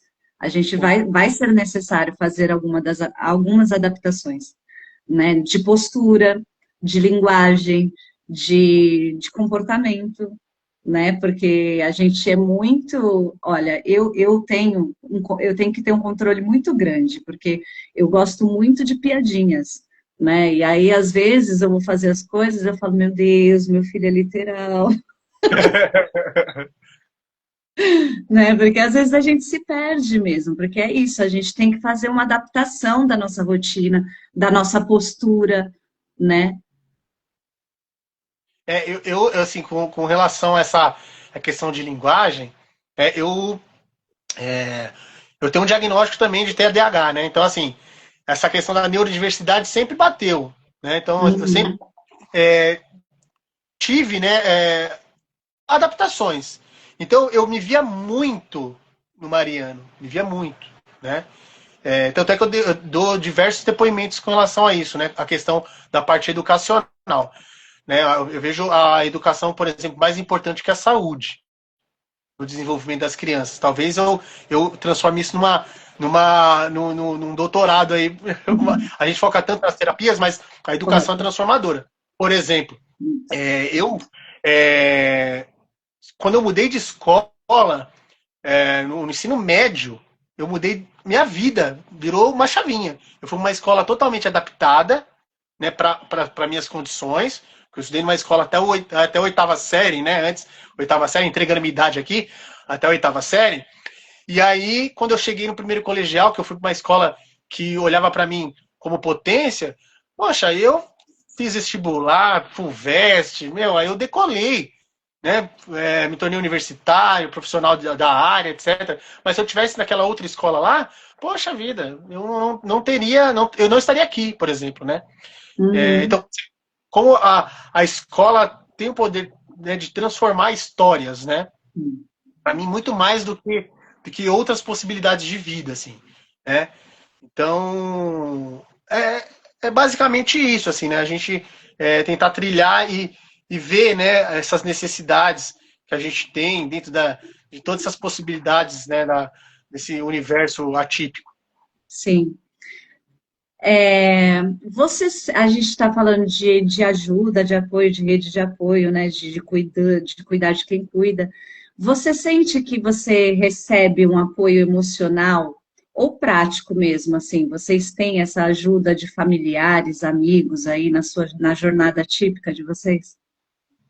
Ah, eu não posso reclamar. Assim, eu tenho mais dos avós, né? Eu acho que se Hum, a gente, enquanto pai, né, aparece, é porque a gente tem avós que são avós, né? Então a minha sogra é uma avózona, minha mãe e meu pai, né? Meu sogro já é falecido. Então, assim, eles são muito queridos, assim, né? Então eles sempre estão juntos, sempre ótimo. dão um suporte pra gente, assim. E dão suporte do jeito deles, tá? Não tem essa, não. A gente. Ah, não. Eles são avós, eles vão entendendo. Muitas vezes tem um manejo, muitas vezes até melhor do que a gente, né? A gente acha que não, será que vai saber? Será que vai numa crise, etc. Ixi, tiram de letra, tiram de letra. E aquela velha história, né? Que é assim, muitas vezes também, quando a gente coloca a possibilidade da rede de apoio atuar, a rede de apoio precisa atuar e quem é ajudado precisa aceitar essa ajuda. Por que Também. eu digo isso? É assim, poxa, vamos supor que hoje eu vou sair e vou deixar meu filho, então, com meus pais. Eu não preciso estar, e aí, como é que tá? E etc e tal. Porque, poxa, eu preciso também sair, eu preciso entender que eles estão na rede de apoio. E outra, a rede de apoio precisa também entender que, eu vou cuidar. Mesmo que se o bicho estiver pegando aqui, tá tudo bem, tá? Vai, fica tranquilo. Porque Uhum. nunca vai estar bom. E aí a gente vai se sentir culpado, não vai deixar mais o filho com a rede de apoio não vai se sentir boa o suficiente para cuidar dos nossos filhos, e a gente vai cair de novo no conceito de vamos cuidar sozinhos, né? Então a Sim. gente, né, sustentar a rede de apoio, de falar, pô, né, lógico, quando se tem, né, tô falando de um cenário quando se tem, mas de ter a rede de apoio e falar assim, não, você dá conta sim, tal. E a rede de Uhum. apoio fala, não, vou abraçar, vai tranquilo. É. Pra ir certo, né? A maternidade, essa vida típica traz muitos medos, né? E aí a questão da mulher, do cuidado, geralmente é a mulher, né? Que não quer deixar com ninguém. Aí ela fala, não, é meu, não vai fazer do jeito que tem que fazer, não vai fazer do jeito que é certo, ai, não, vai dar problema. Mas você precisa, é o que você falou, a gente precisa aceitar, né, essa rede de apoio. E às vezes, você falou de avós e o cuidado deles, às vezes, é tão simples, né? Tão simples mesmo ali, só baseado em amor, né? A gente vai no cuidado baseado em técnica, né? A gente mergulha em estudo e aí a gente vai lá baseado em técnica, não, tem que fazer o manejo assim, fazer o manejo assado, né? E eles não, eles vão na simplicidade deles, no amor, e dá tudo certo, dá sempre tudo certo. Sim, eu tiro um exemplo assim, por exemplo, meu pai, né? Meu pai, ele tem uma grande paciência. Uma paciência, assim, sabe? De ficar horas fazendo a mesma coisa. E, poxa, você ter paciência, horas fazendo a mesma coisa, conquistou um autista. Tá tudo certo. Um autista, essa é a receita. Né? A minha sogra, ela cozinha, né? Ela tem uma habilidade na cozinha gigantesca. Então, pô, você conquistou quem tem seletividade alimentar, porque você vai testando aqui, vai fazendo aqui, se não gosta disso, faz desse jeito. Então, assim, Uhum, a receita da ancestralidade é sempre dar certo. é isso mesmo. Vou para o lado social. O que você acha que as empresas, o governo poderiam fazer para apoiar a paternidade, não a maternidade? Olha, primeiro a gente tem até encabeçando aí, faço parte de um grupo chamado Liga da Paternidade, que fala da licença paternidade ser estendida. Acho que isso seria um grande avanço, né? Hum, Já falar culturalmente que a possibilidade de estender a licença de paternidade também é a possibilidade de você falar que o pai tem responsabilidade no cuidado. Porque se você fala que a mãe fica mais tempo, tudo bem, a gente entende a questão biológica, né, do puerpério, da reconstrução literal do corpo, mas também a gente está falando de um cuidado, de um recém-nascido ali, dos primeiros cuidados, que a criança precisa, né? Então ter um uhum, pai ali presente facilita demais todo esse processo para a mãe e para a criança. Então, o principal seria aprovar, que está até em vias, né, de votação, mas com tudo isso está acontecendo no Brasil, as prioridades, né, eles vão escolhendo, mas está lá a licença paternidade estendida. Muito Isso bom, né? a primeira, né? E assim, e de forma mais prática, falar mais, né, sobre capacitismo, entender esses pais dentro da empresa, porque você pega uma multinacional, por exemplo, quantos pais atípicos deve ter ali? É diversos. Uhum. Né? E quantos as empresas sabem? Pouquíssimos. Né? Não devem nem saber. Então, ele falar, né, ter esse envolvimento com essa família, com esse pai ali, que tem um filho, seja autista ou outras questões ligadas à saúde como um todo, né? Tem várias demandas que tem os pais ali que estão em casa, estão com pensamento no trabalho, estão com pensamento no cuidado do filho, seja numa condição neurológica, física, etc. Então, sim, trazer esses pais para o cuidado da empresa, não só para produzir, mas também como um agente, né? Aquela velha história, eu não gosto da palavra muito colaborador, né? Porque tipo, você colabora, né? Você colabora com a empresa, mas e aí? É um trabalhador, ele dá a força de trabalho para a empresa. Então ele precisa estar bem, né, para a empresa. Então, acho que seria uma alternativa, né? Lógico, toda questão de entender também, porque eu acho que a gente está falando de paternidade, mas também tem PCDs na empresa, como você se relaciona sem capacitismo com os próprios colegas PCDs, Uhum. inclui PCDs, enfim, nossa, tem um desafio gigantesco, só falando de empresa, né? É. É isso mesmo. Eu acho que é muito importante mesmo essa questão da paternidade, da licença, né, paternidade, eu acho importante, mas porque, assim, a mulher, ela gera a criança, né, então ela já meio que tem um vínculo ali com a criança. E o pai, ele vai fazer esse vínculo depois do nascimento, né, então ter esse tempo maior aí para criar esse vínculo, né, para estabelecer esse vínculo, para ter o cuidado, porque o puerpério também é bem difícil, né, estar sozinho. Eu acho muito bom falar sobre tudo isso, falar sobre esses cuidados todos.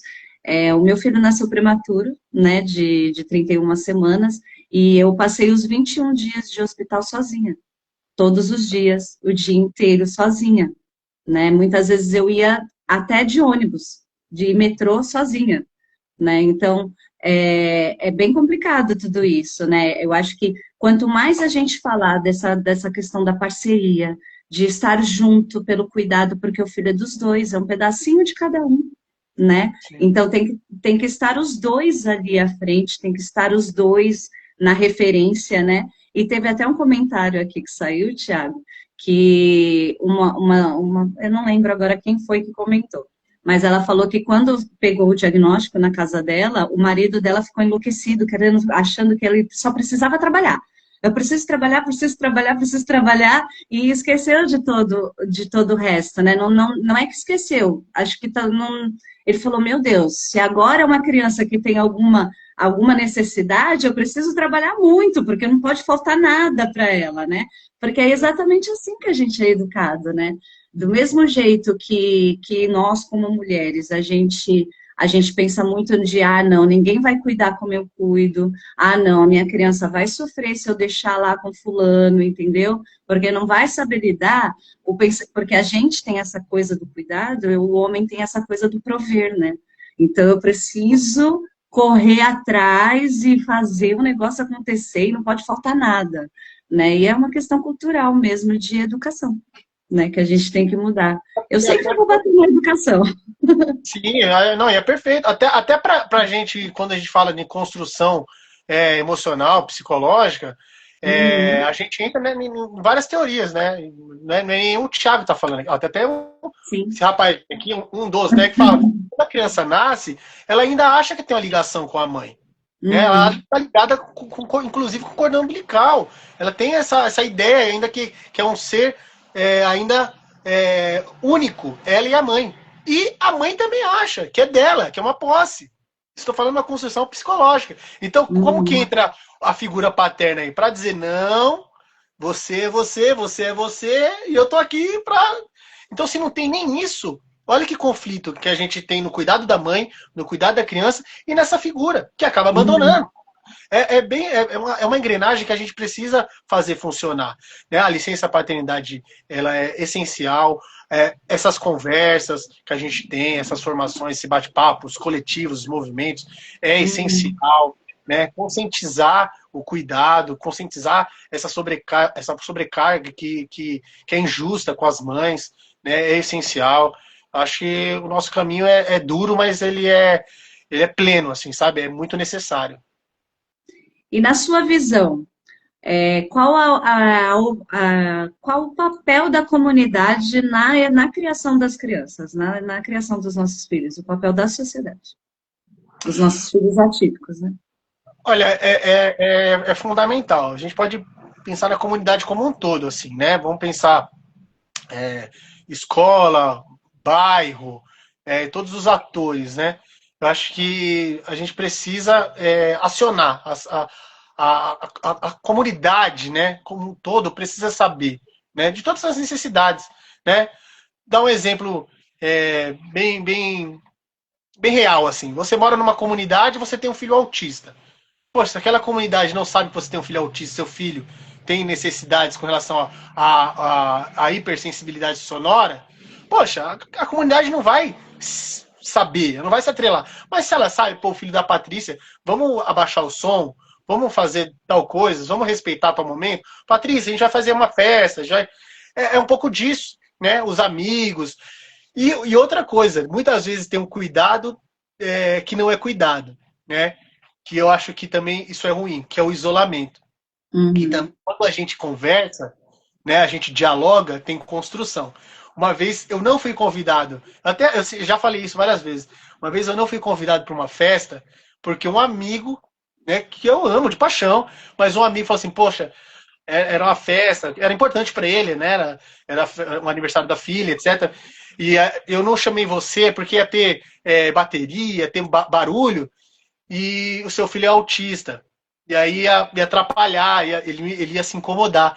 Em nenhum momento ele falou assim: poxa, você viu minha filha crescer, eu queria que você tivesse a minha festa. E como que faz para você estar? Seu filho vai se incomodar com barulho? Como a gente pode fazer para você estar? Não, ele não me chamou para me preservar. Sabe? Eu não nego que não foi um cuidado, mas é aquilo, quando existe um diálogo, o cuidado ele é perfeito, porque você fala o que você precisa, eu falo o que eu posso fazer, e aí a gente entra em comum acordo, né? Porque eu vou te ofertar aquilo que você quer, né? E, então, o papel da comunidade é o papel do diálogo, da construção efetiva, porque a acessibilidade, ela nunca vai... Eu até falo isso, falo, gente, eu vou dar uma notícia muito ruim. A acessibilidade plena, né? A inclusão plena é utopia. Não que a gente não deva buscar. Mas a gente nunca vai alcançar total. Mas a gente pode alcançar uma totalmente, que é a atitudinal. A atitude a gente pode alcançar. As pessoas compreendem a necessidade de inclusão. Porque nem em todos os lugares a gente vai conseguir adaptar. Nem todos. É humanamente impossível. O mundo tem geograficamente relevo, tem várias questões, né? Mas as pessoas, a gente pode atingir a mente e os corações das pessoas para minimamente estar sensível a outra. É difícil, mas é um caminho. Né? Eu acho também. Aí a gente cai na educação de novo, né? Vamos educar a comunidade para que a comunidade tenha essa consciência, para que a gente diminua cada vez mais o capacitismo, né? Que as pessoas têm mesmo, né? Às vezes, hoje, esse mês é o mês Lilás, né? E fala muito da violência, e uma das violências é a psicológica, e esse comentário de cuidado, quando na verdade está te excluindo, né? Se a gente for levar para os abusos, né? Ele é um comentário abusivo, né? Porque, tipo, olha, eu tô aqui querendo cuidar de você, mas a verdade é que é melhor não ir. Né?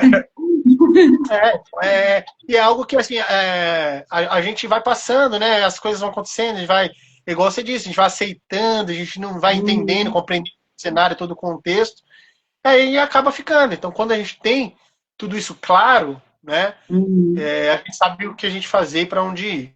Então, a primeira coisa que, né, voltando, né, a primeira coisa que me despertou foi buscar conhecimento, né? Foi buscar entender, foi sempre buscar estar perto de pessoas que agregar também. A gente Uhum. é a soma daquilo que a gente também, né, tá em convivência, né? Então Sim.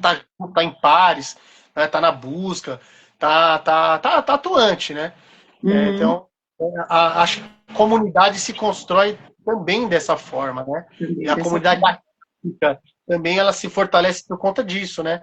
A gente está nesse processo de juntar, né? De estar em pares, né? Sim. E até quero fazer um adendo, né, no meu comentário, para não parecer que eu estou falando que a pessoa é abusiva, mas não é. É que às vezes a gente não tem consciência real, né, da ação que a gente está tendo, né? E muitas vezes, como você falou, a gente recebe aquela ação e a gente nem consegue identificar, né? O quanto aquela fala não era necessária, né? Ela poderia ser trocada por outra forma e aí entra a educação mesmo, né? De educar a comunidade do que é legal, do que é possível, né? Do que entra, né? Do que encaixa, que às vezes nem encaixa, né? As falas. Eu escutei uma fala logo quando eu comecei a fazer o diagnóstico do meu filho que me bateu muito para mim, que foi: ai, mas ainda bem que foi com você, porque você é educadora. Então, ainda bem que foi com você. E eu entendo, assim, que a pessoa que me falou, ela não falou com maldade, sabe? Do tipo, ai, puxa, queria mesmo que fosse com você. Não foi essa a intenção da fala, né? Mas me machucou, que eu falei, poxa, ainda bem que foi comigo. Não, culturalmente, outra questão de cultura que a gente tem, né? Que é, que é, que é a ideia do assistencialismo, né? Do cuidado pela assistência, né? Dar ao outro, assim, né? Eu lembro uma vez, né, meu pai tinha um comércio quando era pequeno, e sempre perto do comércio tinha um rapaz que era andarilho. E aí, o pessoal que estava no comércio, também é um dos exemplos que eu gosto de dar. O pessoal que estava no comércio pediu pro meu pai, que era o dono do comércio, falou assim: faz uma porção, acho que era de peixe. Faz uma porção de peixe que a gente vai dar pro rapaz ali, ele deve estar com fome e tal, né? E aí, meu pai fez uma bela de uma porção. Eu lembro, eu era pequeno na época, eu acho que tinha uns 6, 7 anos. E aí, eles pegaram e levaram a porção pro rapaz. Aí o rapaz pegou e falou assim: ah, obrigado, eu não gosto de peixe.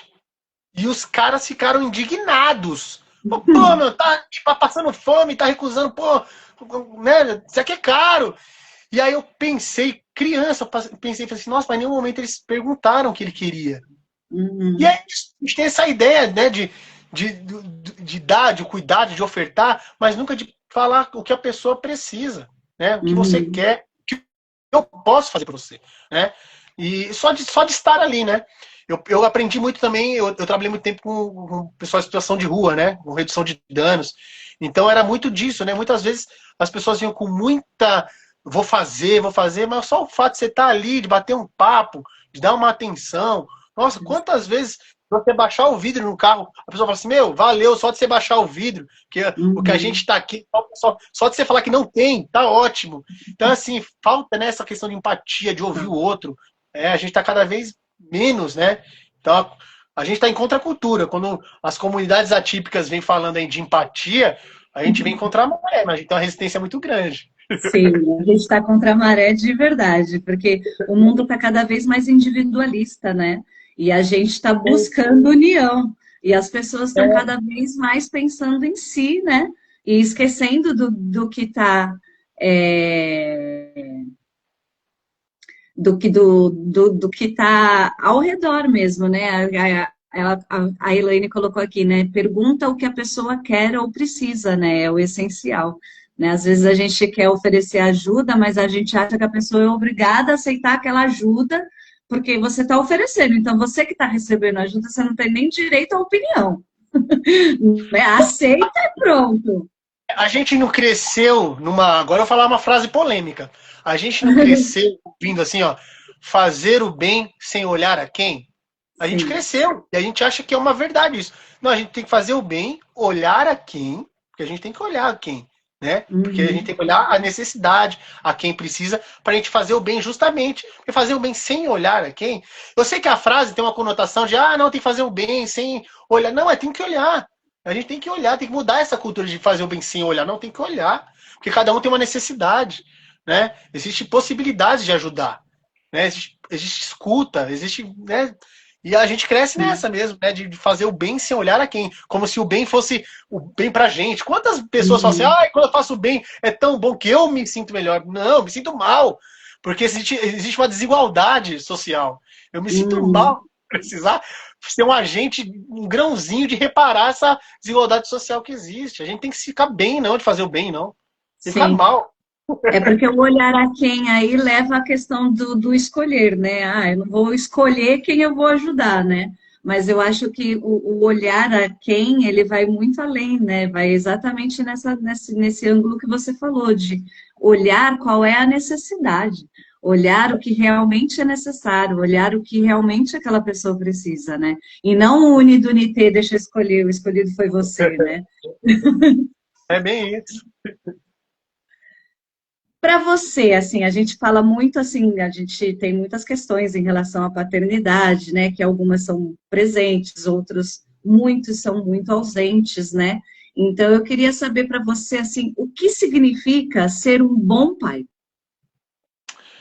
Olha, puxa, bom pai é aquele que consegue fazer o exercício de visitar o filho que foi, de visitar a criança que foi, sabe? Se você consegue se permitir minimamente não olhar de cima para baixo, que a gente tem essa ideia também, né, do adulto para a criança toda vez, né? Uhum, É, mas se você consegue olhar, né, de forma horizontal, eu acho que um bom pai é isso, porque a gente não tem aquela velha história, né, que a gente tem uma receita, né, do que vai ser bom, do que vai ser ruim, mas a gente sim. consegue visitar aquela criança, né? Muitas vezes eu tiro pelos meus filhos.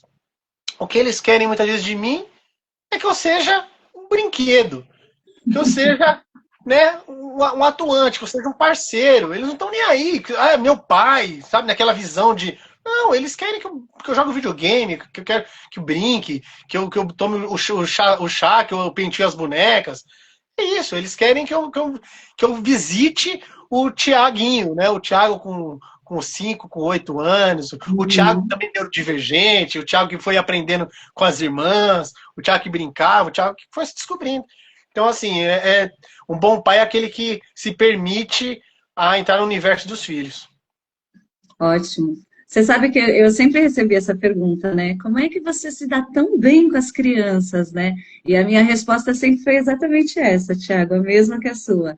Eu me dou bem com as crianças porque eu olho para elas. Eu abaixo, eu entendo e eu falo a língua delas, né? Eu não tento impor nada, eu não sou a adulta que estou aqui ensinando elas. Eu sou a adulta que estou aqui, ó, no mesmo nível que elas, olhando para o mesmo lado que elas. E a gente vai caminhar juntos e eu vou dar esse espaço para eles. Então, assim, eu sempre me dei muito bem com as crianças por sempre dar a atenção que ela estava esperando mesmo, né?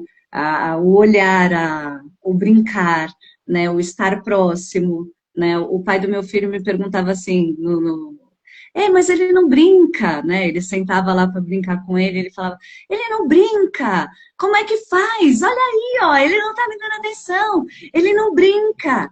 Aí eu falava para ele, olha, a primeira coisa que você tem que fazer é estabelecer vínculo com seu filho. E para estabelecer vínculo com seu filho é no cuidado, né? Um bebê, uma criança pequena, você estabelece vínculo no cuidado. Agora, se você chega em casa e você não tem esse cuidado com ele, você vai continuar sendo uma pessoa que ele não vai te dar atenção, né? Fora que também já tinha a questão da atípica, né? Que a gente não tinha ainda o diagnóstico. Então, ele não brincava funcionalmente. Então, ele queria brincar de carrinho com o menino, só que o menino não brincava funcionalmente, né? Ele girava a rodinha e levava no rosto. E aí ele estava desesperado. Como A gente assim? não Ele não tem, fala, brinca. Você vai fala para eu brincar, ensinar, mas né? ele não brinca. E a gente é muito imposto a ensinar, principalmente acho que pai e mãe, né, tem muito essa ideia mesmo, cultural de ensinar e não de desenvolver, né? A gente tem que Uhum. ensinar, eu tenho que. e não de desenvolver, de estar ali para o desenvolvimento. Porque é uma pessoa que vai se desenvolver. Cara, você pode dar. Você tem 10 filhos, se você der 10 receitas, ou melhor, uma receita, vai sair 10 pessoas diferentes. Então é desenvolvimento, não é ensinar, né? Tanto é que eu sempre brinco, falo, meus filhos me ensinam, e não é frase feita, não. Meus filhos me ensinam mais do que eu ensino para eles. E eu provo, eu provo. Por exemplo, o Mariano. A seletividade alimentar do Mariano começou a me ensinar e questionar coisas que vai no meu prato. A sensibilidade auditiva do Mariano começou a perceber o mundo, falar, nossa, como o mundo é barulhento. Barulho de moto, barulho, né, do trânsito, as pessoas falando alto, falando, né, cochichando. Eu comecei a perceber mais. Né, o Gabriel, nossa, ele gosta muito de ciências e tal. Então, toda vez que você chega da escola, a gente conversa no final do dia. Nossa, eu fico, e então, filho, e tal. E ele me ensina várias coisas. Então, assim, meus filhos me ensinam mais do que eu ensino para eles. Se for colocar na conta, eu tô aprendendo. Agora, o desenvolvimento, eu tô aí. Tô desenvolvendo eles mais. Porque eu já tô desenvolvido inteiro. Mas, para aprender, eu aprendo muito mais com eles. A gente aprende muito com eles, né? Eu sempre falei isso. Quando eu trabalhei em escola de educação especial a primeira vez, eu estava saindo de uma situação bem complicada na minha vida pessoal, né? E eu estava muito, sabe, aqueles momentos que você fala, meu Deus, acabou meu mundo, sabe? E aí eu fui trabalhar nessa escola e, nossa, a felicidade daquelas crianças, a energia que elas tinham, sabe? E eu atendia crianças de orfanato, né? Então eu preparava elas para irem para a EMEI. Então eram crianças que nunca tinham frequentado nada, nem terapia, nem escola, nem nada. E aí eles passavam a frequentar a EMEI e eu preparava eles antes. E aí eles chegavam lá, mas nossa, era uma felicidade. Eles viravam a esquina, assim, a perua até balançava, de tanto que eles gritavam e chamavam meu nome, sabe? E eu falava, gente, como é que eu posso me sentir triste, acabada? Olha só a realidade dessas crianças e olha a felicidade, a gana de viver, a gana de aprender, a gana de se desenvolver, sabe? Ali, eles falavam todos ao mesmo tempo. O primeiro dia de aula foi uma loucura, que eles falavam todos ao mesmo tempo e eu não conseguia dar atenção para todos, e eram só 6, hein? Mas eles estavam numa energia, numa felicidade difícil de controlar, mas foi muito gostoso, assim. Foi bem gostoso ter essa realidade, né? E aí eu parei para pensar isso. Eu falei, nossa, que eu não tenho nada para reclamar da minha vida, gente. Pelo amor de Deus. Eles trazem muita além da informação, né? Desse choque cultural, né? Desse choque que a gente tem, né? Eles trazem muita coisa, assim, né? Meus filhos, né? As crianças, de uma forma geral, hoje tem uma percepção muito diferente, né? Eu vejo, por exemplo, minha filha de 5 anos, cara, os insights que ela tem, as interpretações que ela tem, assim, imagina que eu com 5 anos tinha aquelas ideias, imagina. De forma alguma, ela é uma enciclopédia já. Pois é. Meu filho chegou para mim, anteontem, ele falou assim, mamãe, eu sonhei. Eu falei, é mesmo, filho? O que você sonhou? Aí ele falou, eu sonhei que eu estava trabalhando, construindo o metrô na Índia. Eu falei, nossa, lá na Índia você estava construindo o metrô? Ele falou, mamãe, eu e mais um. Não, é sensacional. Aí eu falei, nossa, na Índia. E ele é todo organizado, né, meu filho? Então ele já tem até a programação dele. Ele sabe, ele fala que quando ele tiver 18 anos, ele tem muito hiperfoco na CPTM no metrô, né? Ele sabe todas as linhas. Toda vez que eu preciso ir em algum lugar, eu falo, Felipe, eu preciso ir em tal estação, como eu faço? Ele fala, mamãe, você desce em tal, pega tal. Ele me dá toda a direção, né? E aí aí ele falou que ele vai trabalhar na CPTM, só que ele falou assim, que ele olha a ilusão, né, da criança. Eu quero ganhar muito dinheiro, mamãe, então eu vou trabalhar 12 horas. Eu vou trabalhar 6 horas no metrô e 6 horas na CPTM. E quando eu fizer 18 anos, eu vou morar num prédio, num apartamento ali pertinho da Estação da Luz. Eu falei, olha só como ele é esperto, né? Já que ele vai trabalhar no metrô e na CPTM, então vou morar perto da Luz, que aí eu já vou estar aí no esquema. É uma resolução de problemas, assim, muito muito bacana. O meu filho, ele me surpreende nessa questão. Ele tem uma resolução de problemas, assim, muito fascinante de ver, né? Uma vez o pai dele chegou aqui no meu portão reclamando que todo brinquedo que ele compra, o menino quer trazer para cá e não sei o quê, e ele tava lá reclamando, reclamando, reclamando. Aí o Felipe desceu, pegou dois brinquedos mais antigos, né? O pai deu um para ele que ele quis trazer para cá. Aí ele veio aqui na caixa dele, pegou dois brinquedos mais antigos, subiu e falou: "Pronto, papai, agora ela não fica sem". Eu achei perfeito, porque não tinha nem que existir essa discussão, né? Porque o brinquedo é do menino, não é dele. Então o menino leva o brinquedo para onde ele quiser. Mas, já que saiu essa discussão, ele foi lá e resolveu rapidinho, sem problema. Olha, para finalizar, vamos lá. Que conselho você daria para um pai de primeira viagem, assim, com um diagnóstico? Quando ele é um pai de primeira viagem que recebeu um diagnóstico ali, qual conselho você daria? Puxa vida, ó, eu daria o mesmo conselho, assim, que de certa forma eu dei pra mim, assim, né? Meu, vai com medo, vai se descobrindo, vai trocando, vai conhecendo, porque não tem como você chegar no ápice, assim.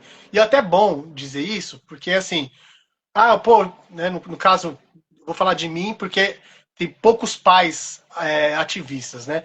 Mas assim, pô, então o Thiago é um pai atípico, então, pô, ele dá conta 100% e tal. Imagina! Mas eu tô longe, eu queria ser o pai que muitas pessoas acham que eu sou. Sabe? Tô mais longe demais, assim, longe, muito longe. Mas uma coisa eu sei que eu estou na busca, né? Isso eu não paro. Uhum. Eu quero ser um bom pai para meus filhos, né? Eu tenho essa inquietação em mim, né? E não só para os meus filhos, mas de deixar alguma coisa assim, né? Então é isso, assim, se apegue com outras pessoas, né? Se apegue com outros pais, tenta esse diálogo com outras mães, com outras possibilidades, né? De cuidado, porque vai ser um outro cuidado, né? Porque se é um pai de primeira viagem que não vai ter a primeira vez um diagnóstico com uma criança com deficiência, ele vai descobrir um novo mundo, né? Tem até Uhum. aquele texto, né, muito conhecido da viagem para a Itália e da viagem para a Holanda, né? Que Uhum. descobre que não vai para a Itália, mas vai para a Holanda, e a pessoa, mas não era para a Holanda que eu queria ir, era para a Itália, né? Mas ela Uhum. acaba esquecendo que a Holanda é linda, né? Que tem Rembrandt, tem Van Gogh, tem muita coisa na Holanda que não tem na Itália. E é só a diferença, né? Então, assim, Uhum. tentar descobrir a beleza da diferença.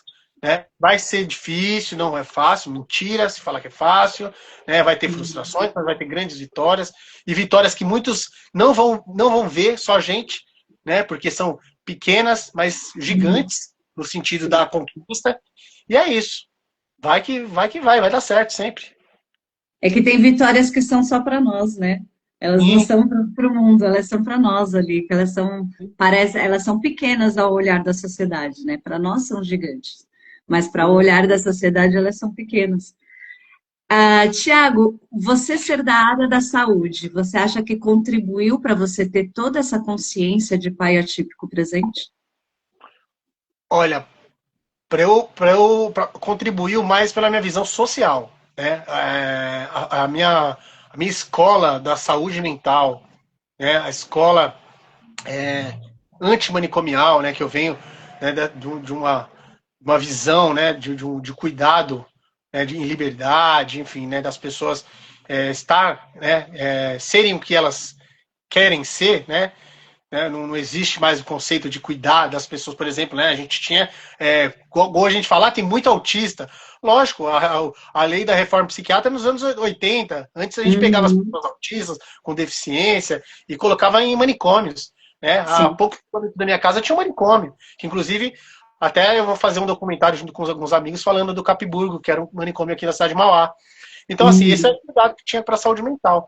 Então, eu vim dessa escola, me favoreceu bastante de saber que a diversidade seja cultural, seja da saúde mental, ele existe. Né? A pluralidade existe na sociedade. Agora, com relação ao meu exercício de pai, poxa, foi o que eu disse, eu estou na construção ainda. Né? Nada nos prepara para aquilo que a gente não sabe ainda, né? Porque eu sou pai de uma criança de 7 anos, mas eu não sou pai de um adolescente e não sou pai de um adulto. Né? Então ainda eu estou ainda buscando, assim, né? Hoje eu vejo, por exemplo, uma estrutura péssima, mas uma estrutura que ainda atende os autistas crianças, até, sei lá, seus 10, 12 anos. Mas eu também vivo uma estrutura, eu digo estrutura de saúde geral, nem só pública ou privada, mas que a grande maioria das pessoas não sabe que é um ebiatra, né, que não sabe que existe um especialista em adolescência, que pouco se fala, inclusive. Imagina um ebiatra especialista em autismo. Existe? Sabe? E um clínico geral especialista em autista. Cara, a gente está falando de construção, de possibilidades. Por isso que estamos aí. Tem que tomar fôlego. Tem que construir, né? Tem que construir uma nova sociedade aí, né? Quando a gente fala de inclusão, é muito doído falar, porque parece que é uma obrigação e acho que é algo que poderia ser tão natural se as pessoas só respeitassem as diferenças, né? Quando você tem um olhar, né? Como a gente falou, não aquele olhar de minha mãe mandou, mas quando você olha a quem realmente, né? Você faz uma inclusão perfeita, né? Eu acho que não precisa muita coisa, né? Eu acho que, lógico que precisa de investimento e tal, né? Vai dinheiro, é contratação de pessoal, vai formação de pessoal, né? Tem toda uma questão aí, sim, mas eu acho que vai muito mais da consciência mesmo. Eu acho que se você tem consciência do diferente, a inclusão fica muito mais fácil, né? Ela é difícil porque as pessoas são resistentes ao diferente, né? E aí é isso que acaba atrapalhando muito mais a inclusão, né? Acaba agravando muito mais. Porque se você tem um olhar diferenciado, você vai fazer por aquilo, né? Se você já tem aquele olhar, se você consegue entender as diferenças, se você consegue respeitar, você vai buscar, né? É o que você falou, a gente vem, eu sou também aí né, eu nasci em 79, então vim aí da criação, né, dos anos 80, 90, e a gente não tinha tudo isso, né, não, era outro tipo de educação dada, era outra formação, né. Eu brinco com a minha irmã que eu falo, gente, eu sou uma mulher muito diferente do que eu deveria ser, do que eu fui educada para ser, né. Então, eu sou uma mulher que vou atrás, que busco, que bato o peito, eu falo, não, isso está errado, né? Eu não sou aquela que aceito tudo, né? Que estou ali só para o cuidado. Não, eu quero cuidar, mas vamos cuidar direito? Ó, o negócio funciona desse jeito. Sim, não, acho que quando a gente participa, né, tudo fica mais tangível, né? Fica mais em pé de igualdade, né? Fica encaixa, né? Acho que faz sentido, né? Uhum. Ouvir quando a gente participa, quando a gente tem, né, esse contrato, né, social, né? Exato. Principalmente nessas tomadas de decisões, né? Por isso que é extremamente importante, né? Eu falei já umas 2, 3, 4, vou falar 10 vezes o trabalho da Mãe Onça e todos os movimentos que existem, que faz, né? Que está ali, né? Que está presente, está atuante, porque a gente cuida da gente, mas a gente está cuidando do outro e a gente está dando um recado, dizer, olha, é assim que a gente quer que seja, né? Acho que esse é o caminho. É isso mesmo. Eu acho que é a educação mesmo, né? Eu sempre falo que quando a gente fala de inclusão na escola, por exemplo, a gente não pode pensar só no nosso filho deficiente. A gente tem que pensar na turma toda. Quando Sim. você faz inclusão para a turma toda. Não é só exclusivamente para o nosso filho, né? Para ela acontecer de verdade, as outras crianças têm que entender o contexto daquele coleguinha, né? Elas têm que entender qual é o papel delas diante daquele coleguinha, né? Porque é ensinar cidadania, né? Você está ensinando a cidadania, você está ensinando qual é o passo que é real de inclusão, né? Que é o dos diferentes. E o que, na minha opinião, agora particularmente, eu acho um absurdo, porque a gente mora num país multicultural, entendeu? Como é que a gente não consegue respeitar as diferenças, né? Se nós já somos em si diferentes, né? Na nossa origem, nós já somos diferentes. Então, por que não?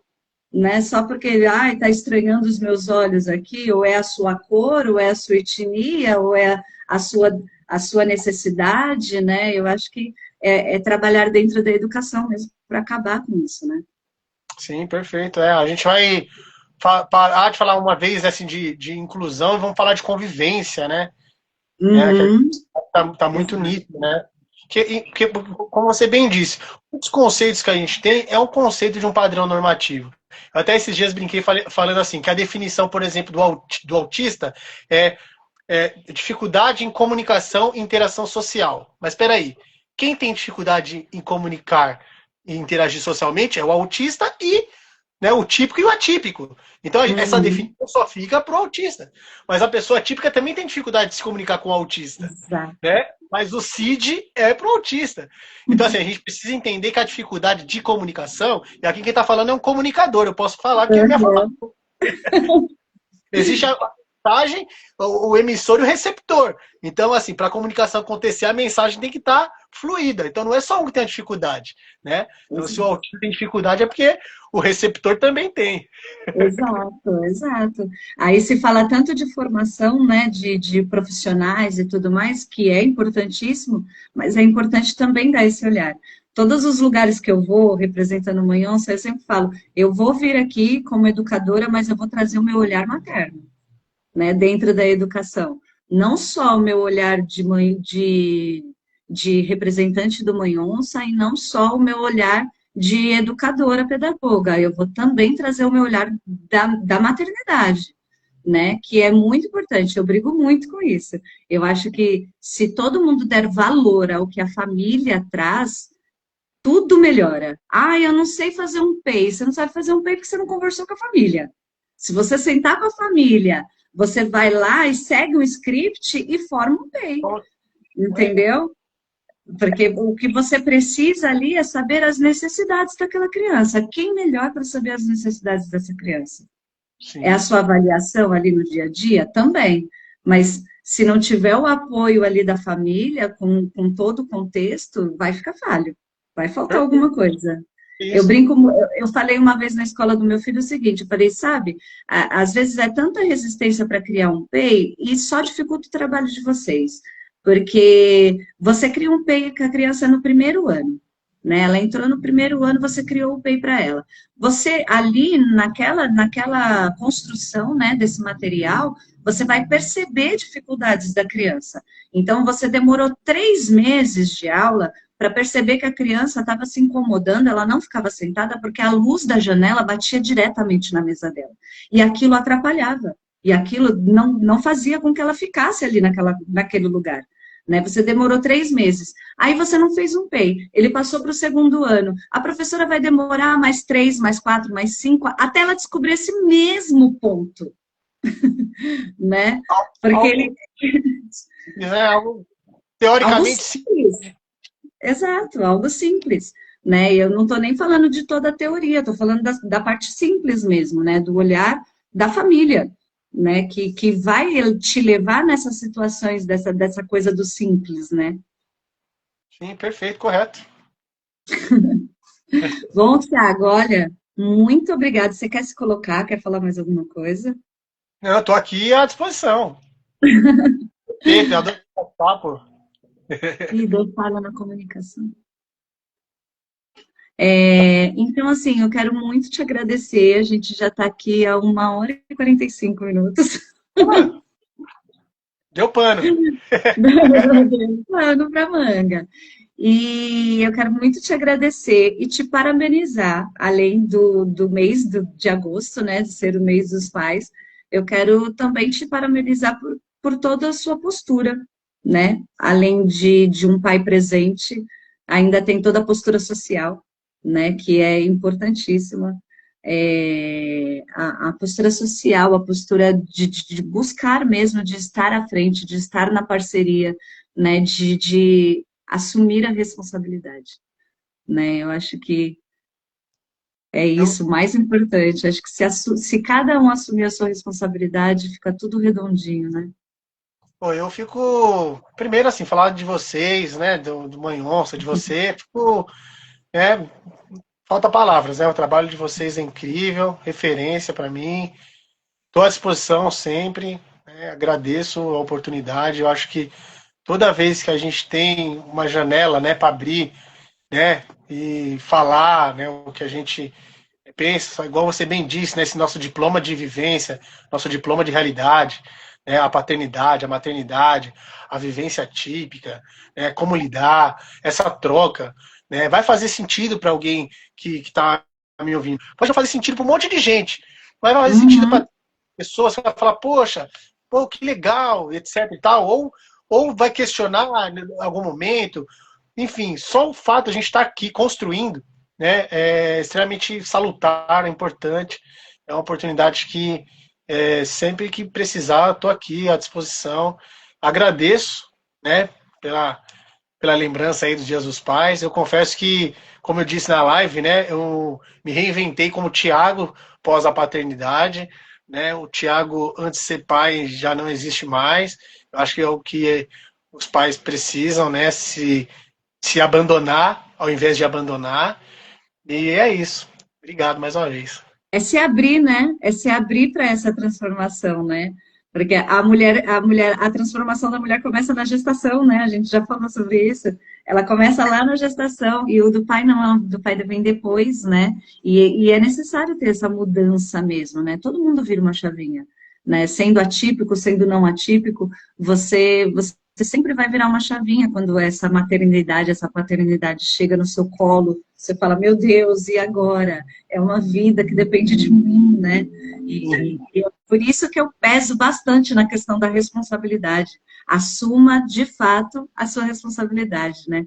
Eu acho que eu, enquanto mãe solo, deixaria esse recado, né? Para todos os pais aí. Assuma a sua responsabilidade, né? Não é uma brincadeira, é uma vida, né? Então, assuma de fato a sua responsabilidade que tá tudo certo. Perfeito. Obrigado, viu? Estou à Muito disposição. obrigada.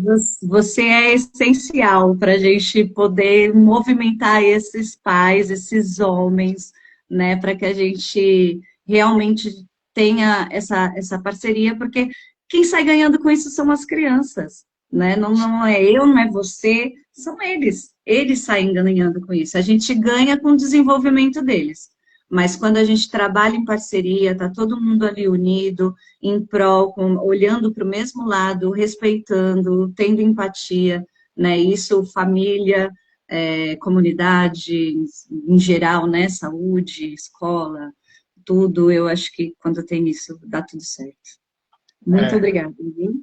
agradeço. Estou aqui. E nós também estamos à disposição do Teação, viu? Opa! Tchau, tchau. Obrigada, boa noite, pessoal. Tchau, gente. Obrigado, viu?